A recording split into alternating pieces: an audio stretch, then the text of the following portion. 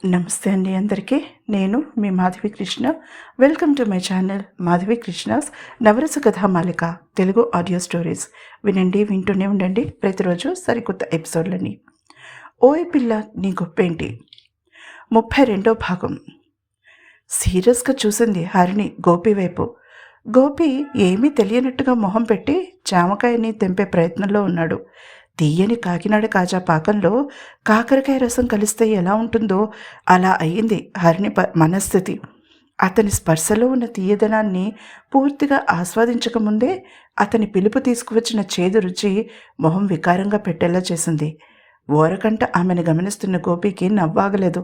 పాపం తనకి నిజం తెలిసిపోయిన విషయం చెప్పేద్దామా అనుకున్నాడు. అంతలోనే పంతం వచ్చింది అతనికి. తన మీద నమ్మకం లేదా? ఎందుకంత పెద్ద అబద్ధం చెప్పాలి అనిపించింది గోపికి. హరిణి అప్పటికే ఒక నిర్ణయానికి వచ్చేసిందన్న విషయం అతను గ్రహించలేదు. గోపి, నీతో ఒక ముఖ్యమైన విషయం చెప్పాలి నేను. మొహం గంటు పెట్టుకుని చెప్తున్న ఆమె వైపు తిరిగి కుతూహలం నటించాడు.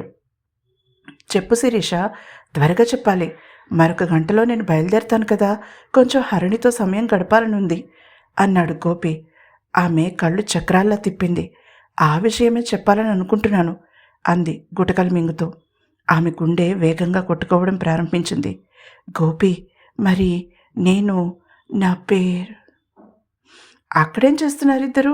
గోపి, టైం అవుతోంది, రా లోపలికి పిలిచింది భాగ్యరేఖ. హరిణి బిగుసుకుపోయింది. గోపి నవ్వుతూ తన చేతిని ముందుకు చాపాడు. జామకాయని 4 ముక్కలు చేసి న్యూస్ పేపర్ ముక్కలు పెట్టి ఉప్పు కారం వేసి ఇచ్చాడు. ఆమె మొహం ఆనందంతో తళుక్కుమంది. వస్తున్నా అక్క, ఒక్క నిమిషం వెనక్కి తిరిగి కొంచెం గట్టిగా చెప్పి హరిణి వైపు తిరిగాడు. నువ్వు చెప్పదలుచుకున్నది ధైర్యంగా చెప్తే నా ఫోన్ నెంబర్ ఇస్తాను అన్నాడు హరిణి వైపు తిరిగి సన్నని కంఠంతో. ఆమె చప్పున తలపైకెత్తి అతని కళ్ళలోకి చూసింది. అల్లరిగా నవ్వుతున్నాయి అతని విశాలమైన లేడీ కళ్ళు. సాధారణంగా ఆడపిల్లలని హరిణాక్షి అంటారు, అంటే లేడీ కళ్ళ లాంటి కళ్ళున్న అమ్మాయి అని. కానీ గోపి కళ్ళు అంత నల్లగా చూడచక్కని పొడవైన కనురెప్పలతో చాలా ఎక్స్ప్రెసివ్గా ఉన్నాయి. లేడి కళ్ళు అనే కన్నా అరవింద దళాయితాక్షుడు అనాలేమో, అంటే తామర పువ్వు రేకుల లాంటి కళ్ళు కలవాడని అర్థం. ఆ కళ్ళలో అల్లరి ఆమె గుండెల్లో గులాబీలు పూయిస్తోంది. నీ నెంబర్ అంది ఆశగా చూస్తూ. నిజం చెప్తే నీకు ఇచ్చే బహుమతి అది. అలానే నేను కూడా నీకు ఒక నిజం చెప్తాను. నాకు బహుమతి అవసరం లేదు అన్నాడు గోపి పెదాలు బిగించి. నిజమా? తెల్లబోయింది హరిణి. ఏదైనా ఒక నిజం అన్నాడు గోపి. ఆమె తన దుపట్టాన్ని వేలికి చుట్టుకుంటూ అతని కళ్ళలోకి చూసింది. ఒక్క నిమిషం టైం ఉంది. నా నెంబర్ 996 అని ఆగిపోయాడు గోపి. ఆమె ఆశగా చూసింది అతని వైపు. ముందు నిజం చెప్పు అన్నాడు. ఆమె మాట్లాడకపోయేసరికి అతని వెనక్కి తిరిగాడు వెళ్ళిపోవడానికి. గోపి, నా పేరు శిరీష్ కాదు, హరిణి చప్పున అతని చేతిని పట్టుకుని ఆపి చెప్పింది. అతను మెల్లగా వెనక్కి తిరిగాడు. మరి అబద్ధం ఎందుకు చెప్పావు అడిగాడు సీరియస్గా. నీతోనే కాదు, అసలు నీకన్నా ముందే కాలేజీలో అందరికీ శిరీష అలా చెప్పమని చెప్పింది. దాని వెనుక చాలా పెద్ద కారణం ఉంది. అది ఇప్పుడు చెప్పే టైం లేదు. నిన్ను పరీక్షించడానికో లేక నా సరదా తీర్చుకోవడానికో ఆ అబద్ధం చెప్పలేదు. నన్ను నమ్ము ప్లీజ్ అంది కళ్ళలో సన్నటి నీటి తెర ప్రత్యక్షం కాగా. హే, నేను నిన్నెప్పుడూ అలా అనుకోను హరి. ఆమె చెంప మీద తన అరచేతిని ఆనించి అన్నాడు మృదుగంభీరంగా గోపి. గోపి, నీతో చాలా చెప్పాలి అంది. అతను తనని హరి అని పిలవగానే ఆనందపడిపోతూ, నువ్వు హరిణి అని నాకు మొదటి నుంచి తెలుసు. అదే నేను నీకు చెప్పాలనుకున్న నిజం. ఎలా అన్నది రాత్రి కాల్ చేసి చెప్తాను అంటూ ఆశ్చర్యంగా నిలబడిపోయిన ఆమె చెయ్యి పట్టుకునే లోపలికి నడిచాడు గోపి. లోపలికి వెళ్ళడానికి మెట్లెక్కుతూ ఆమె చెయ్యి వదిలాడు. ఆమె చటుక్కున అతని చెయ్యి అందుకుంది. అతను ఆమె వైపు తిరిగి నవ్వాడు. ఆమె చేతివేళ్లతో తన చేతివేళ్లను లంకివేశాడు. ఇన్నేళ్ల తర్వాత కనిపించిన నిన్ను వదిలిపెడతానని అనుకున్నావా? నా గుండెల్లో దేవత నా కళ్ళ ముందు నిలబడితే ఇక దూరం చేసుకునే పిచ్చివాడిని కాదు. సూరితో చెప్తాను, నీ మీద నుంచి కన్ను తిప్పడు. ఇక నువ్వు నన్ను తప్పించుకోలేవు తెలుసా? నా నెంబర్ గుర్తుందా? కనుబొమ్మలు ఎగరేసి ఆమె చెవిలో తన నంబర్ చెప్తూ అల్లరిగా నవ్వుతున్న గోపి వైపు ఆనందంగా చూసింది. ఏంట్రా అక్కడ గుసగుసలు? హాల్లో నుంచి అరచింది రేఖ. ఇంత పెద్దగా మాట్లాడుతుంటే నీకు గుసగుసలుగా వినిపిస్తున్నాయా అక్క? దబాయించాడు లోపలికి వస్తూనే గోపి. హరిణి చేతిలో జామకాయ ముక్కలు చూసిన శిరీష కళ్ళు గుండ్రంగా తిప్పింది. రేఖ గారు, ఇందులో గోపి తప్పేమీ లేదు. ఈ పిల్లకి మామిడికాయలు వస్తున్నా సరే జామకాయలే కావాలి. అవి చూసిందంటే మొహమాటమే లేదు. అడిగి మరీ తెప్పించుకుంటుంది.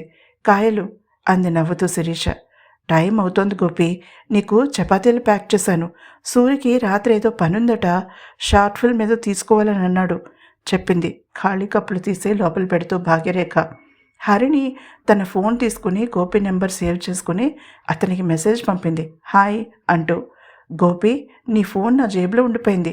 మెసేజ్ రావడంతో ఎక్కడి నుంచో అని చూడకుండా గోపికి అందించాడు సూరి. అది అందుకుని మెసేజ్ చూసుకున్న గోపి చాలా సీరియస్గా హరిణి నెంబర్ని సేవ్ చేసుకుని ఫోన్ని జేబులో పెట్టుకున్నాడు. జవాబుగా హాయ్తో పాటుగా కోతిబొమ్మ ఎమోజీ ఇచ్చాడు. హరిణి నవ్వుకుంది. నాకు ఒక ఐడియా వచ్చింది రేఖ గారు అంది హరిణి ఉన్నట్టుండి గొంతు సవరించుకుంటూ. ఏంటి అడిగింది రేఖ తమ్ముడికి అల్యూమినియం బాక్స్ ఇస్తూ. సూరికి ఎలానో రాత్రి మీతో ఉండడానికి ఉండదు, పని ఉంది కాబట్టి.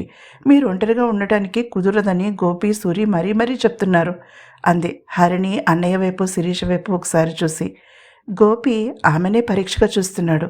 కళ్ళు ఆనందంతో మిలమిల మెరుస్తున్నాయి. గుండెల్లో సంతోషం కళ్ళలో కనిపిస్తోంది. అప్రయత్నంగానే అతని పెదవులు చిరునవ్వుతో విచ్చుకున్నాయి.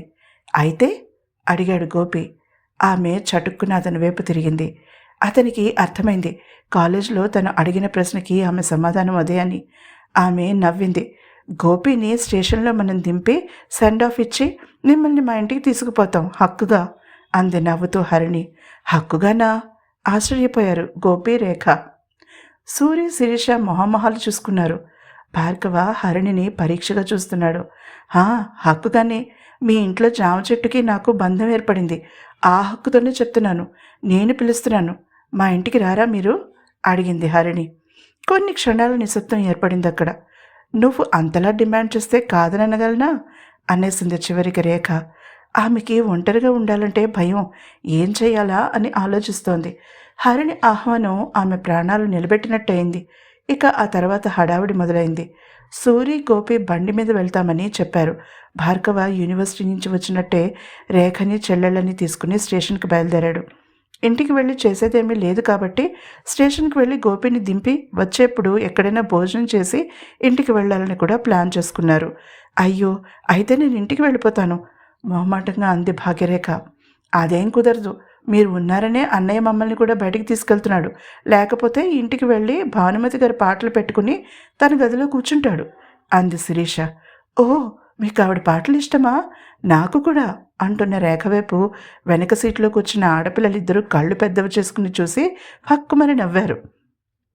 కారులో వస్తున్న వీళ్ళు అలా నవ్వుకుంటూ ఉంటే సూరి డ్రైవ్ చేస్తున్న బైక్ మీద వెనక కూర్చున్న గోపి అసలు విషయం చెప్పే ప్రయత్నంలో హరిణి తాను ఫోన్ నెంబర్లు మార్చుకున్న విషయం చెప్పాడు సూరికి. సడన్ బ్రేక్ వేసిన సూరి వెనక్కి తిరిగి గోపి వైపు కోపంగా చూశాడు. ట్రాఫిక్ మధ్యలో జోకులేయడానికి నీకు బుద్ధుందా అడిగాడు కోపంగా. సూరి, సిగ్నల్ పడింది, బైక్ స్టార్ట్ చేయి. అతన్ని బలవంతంగా అటు తిప్పి తొందర పెట్టాడు గోపి. నువ్వు సమయం సందర్భం చూడకుండా ఇలాంటి షాకులు ఇస్తే నేను ఇలానే ప్రవర్తించవలసి వస్తుంది అన్నాడు గేర్ మార్చి బైక్ని ముందుకు పోనిస్తూ సూరి. అసలు నేను చెప్పేది అర్థం చేసుకోకుండా అలా నసపెడితే నేను అసలు ఏమి చెప్పను నీకు.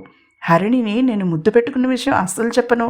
అందమైన అబద్ధం చెప్పేశాడు గోపి. ఏంటి? బిగ్గరగా అరుస్తూ మరొకసారి సడన్ బ్రేక్ వేశాడు సూరజ్. ఇంకా హరిణి తాను అనుకున్న హరిణి కాదని, హరిణి అని పాపం తెలియదు కదా సూరికి. అందుకే విపరీతంగా రియాక్ట్ అయ్యాడు. సూరి, మరొక్కసారి అలా సడన్ బ్రేక్ వేశావంటే నేను బైక్ దిగి ఆటో ఎక్కేస్తాను చెప్పాడు కోపంగా గోపి. తర్వాత ఏం జరిగిందో తెలుసుకోవాలంటే తప్పకుండా తర్వాత ఎపిసోడ్ని వినండి. ఈ ఎపిసోడ్ కనుక మీకు నచ్చినట్లయితే తప్పకుండా లైక్ చేయండి. అలాగే హైప్ చేయడం మర్చిపోకండి. కామెంట్ సెక్షన్లో కామెంట్ని ఇవ్వండి. తర్వాత ఎపిసోడ్ కోసం మళ్ళీ కలుద్దాం. అంతవరకు సెలవు.